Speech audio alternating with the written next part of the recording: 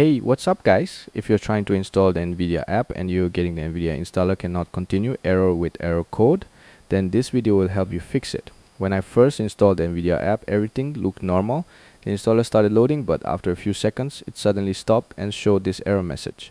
At first, I thought something was wrong with Windows. The installer didn't match my graphics card. In my case, I downloaded the NVIDIA app, which is mainly used for supported graphics cards with automatic driver updates. Since my GPU wasn't supported by that installer, the installation failed and gave me this error.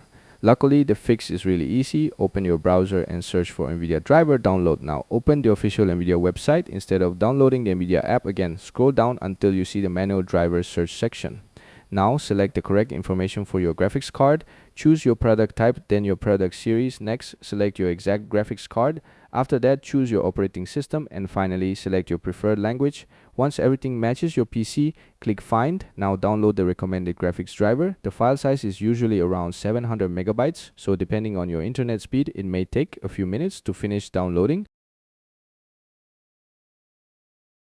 After the download is complete, open the setup file and go through the installation like normal. This time, because you're using the correct driver for your graphics card, the installation should continue without showing the NVIDIA installer cannot continue error code. As you can see, my graphics driver is installing successfully and the error is completely gone. So if you were stuck with the same problem, downloading the correct driver manually from the NVIDIA website should fix it. I hope this video helped you out. If it did, leave a like and consider subscribing for more simple tech tutorials. Thanks for watching, and I'll see you in the next one.